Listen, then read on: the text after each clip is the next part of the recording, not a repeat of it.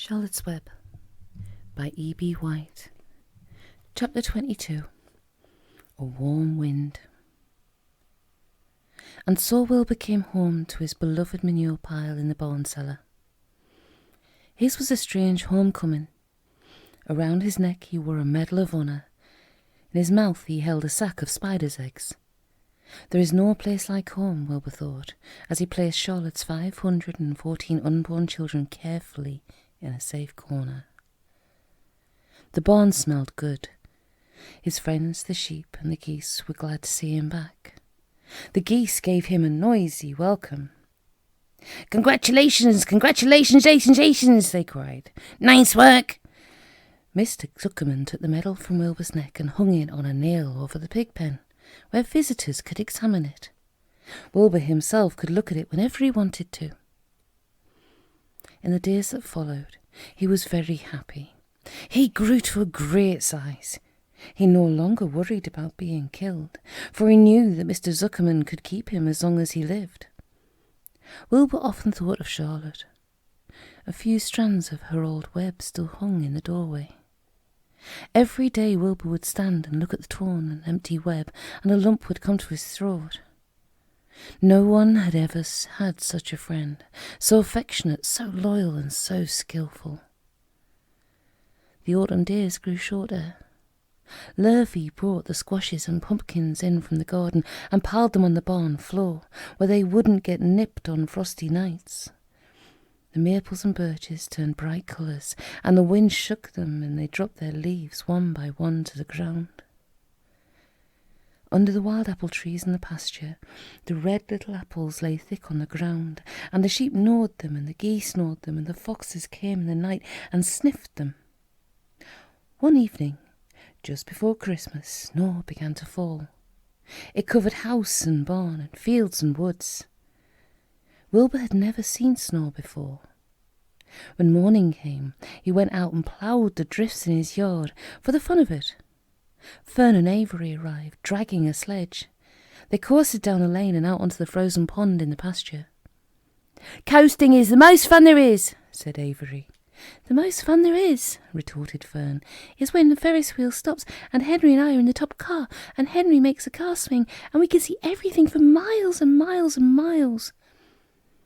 "Goodness, are you still talking about old Ferris wheel?" said Avery in disgust. "The fair was weeks and weeks ago." "I think about it all the time," said Fern, picking snow from her ear. After Christmas, the thermometer dropped to 10 below zero. Cold settled on the world. The pasture was bleak and frozen. The cows stayed in the barn all the time now, except on sunny mornings when they went out and stood in the barnyard in the lee of the straw pile. The sheep stayed near the barn too, for protection. When they were thirsty, they ate snow. The geese hung around the barnyard, the way boys hang around a drugstore, and Mr. Zuckerman fed them corn and turnips to keep them cheerful. Many thanks," they always said when they saw food coming. Templeton moved indoors when winter came. His ratty home under the pig trough was too chilly, so he fixed himself a cosy nest in the barn behind the grain bins. He lined it with bits of dirty newspapers and rags, and whenever he found a trinket or a keepsake, he carried it home and stored it there. He continued to visit Wilbur 3 times a day, exactly at mealtime, and Wilbur kept the promise he had made. Wilbur let the rat eat first. Then, when Templeton couldn't hold another mouthful, Wilbur would eat. As a result of overeating, Templeton grew bigger and fatter than any rat you ever saw. He was gigantic. He was as big as a young woodchuck. The old sheep spoke to him about his size one day. "You would live longer," she said, "if you ate less." "Who wants to live forever?" sneered the rat. "I'm naturally a heavy eater, and I get untold satisfaction from the pleasures of the feast." He patted his stomach, grinned at the sheep, and crept upstairs to lie down. All winter, Wilbur watched over Charlotte's egg sack as though he were guarding his own children. He had scooped out a special place in the manure for the sack, next to the board fence. On very cold nights, he lay so that his breath would warm it. For Wilbur, nothing in life was so important as this small, round, object. Nothing else mattered. Patiently he waited the end of winter and the coming of the little spiders. Life is always a rich and steady time when you're waiting for something to happen or to hatch. The winter ended at last. "I heard the frogs today," said the old sheep one evening. "Listen, you can hear them now." Wilbur stood still and cocked his ears. From the pond, in shrill chorus, came the voices of hundreds of little frogs. "Springtime," said the old sheep thoughtfully. "Another spring." As she walked away, Wilbur saw a new lamb following her. It was only a few hours old. The snows melted and ran away. The streams and ditches bubbled and chattered with rushing water. A sparrow with a streaky breast arrived and sang. The light strengthened. The mornings came sooner. Almost every morning there was another new lamb in the sheepfold. The goose was sitting on 9 eggs. The sky seemed wider and a warm wind blew. The last remaining strands of old Charlotte's Web floated away and vanished. One fine sunny morning, after breakfast, Wilbur stood watching his precious sack. He wasn't thinking of anything much as he stood there, and he noticed something move. He stepped closer and stared. A tiny spider crawled from the sack. It was no bigger than a grain of sand, no bigger than the head of a pin. Its body was grey with a black stripe underneath. Its legs were grey and tan, and it looked just like Charlotte. Wilbur trembled all over when he saw it. The little spider waved at him. Then Wilbur looked more closely. 2 more little spiders crawled out and waved. They climbed round and round on the sack, exploring their new world. Then 3 more little spiders, then 8, then 10. Charlotte's children were here at last. Wilbur's heart pounded. He began to squeal. Then he raced in circles, kicking manure up into the air. Then he turned a backflip. Then he planted his front feet and came to a stop in front of Charlotte's children. "Hello there," he said. The first spider said hello, but its voice was so small Wilbur couldn't hear it. "I am an old friend of your mother's," said Wilbur. "I'm glad to see you. Are you all right? Is everything all right?" The little spiders waved their forelegs at him. Wilbur could see by the way they acted that they were glad to see him. "Is there anything I can get you? Is there anything you need?" The young spiders just waved. For several days and several nights they crawled here and there, up and down, around and about, waving at Wilbur, trailing tiny little drag lines behind them and exploring their home. There were dozens and dozens of them. Wilbur couldn't count them, but he knew that he had a great many new friends. They grew quite rapidly. Soon each was as big as a BB shot.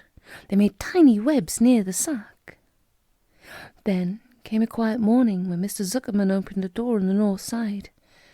A warm draught of rising air blew softly through the barn cellar. The air smelt of the damp earth, of the spruce woods, of the sweet springtime. The baby spiders felt the warm updraft. One spider climbed to the top of the fence, and then it did something that came as a great surprise to Wilbur.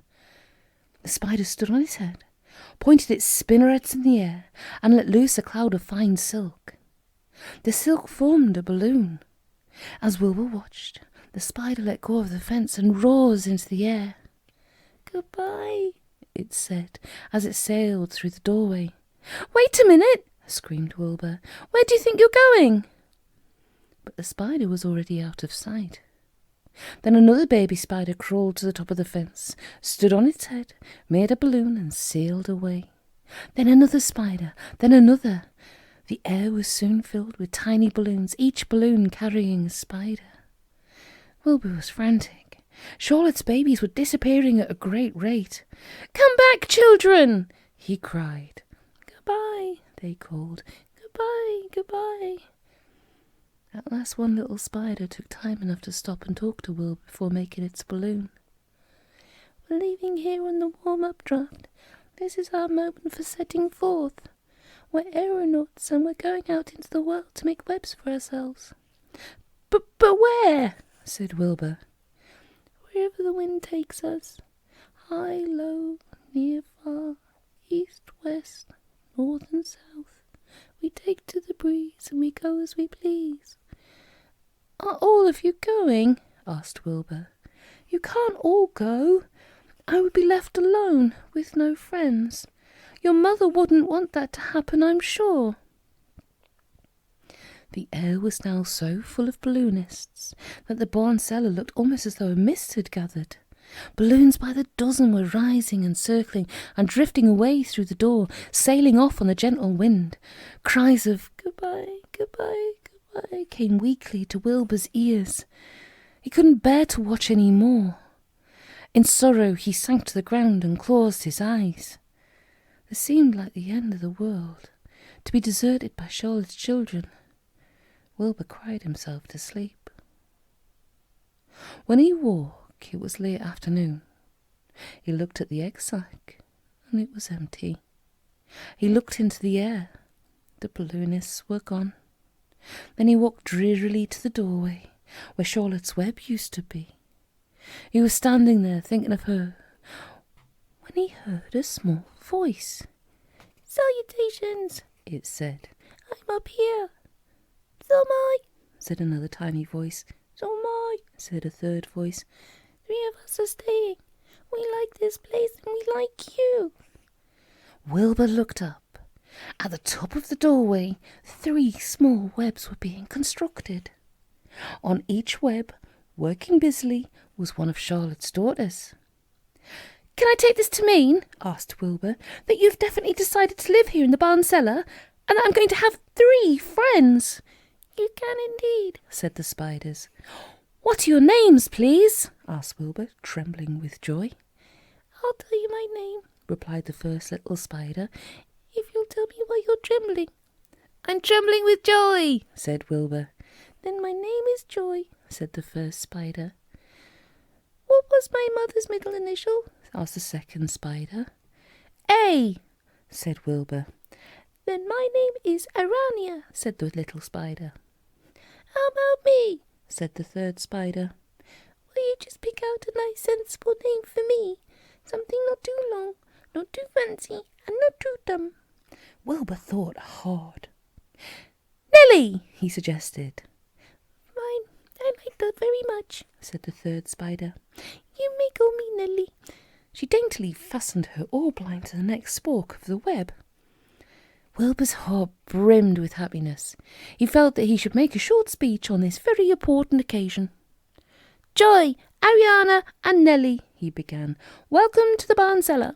You have chosen a hallowed doorway from which to string your webs. I think it's only fair to tell you that I was devoted to your mother. I owe my very life to her. She was brilliant, beautiful, and loyal to the end.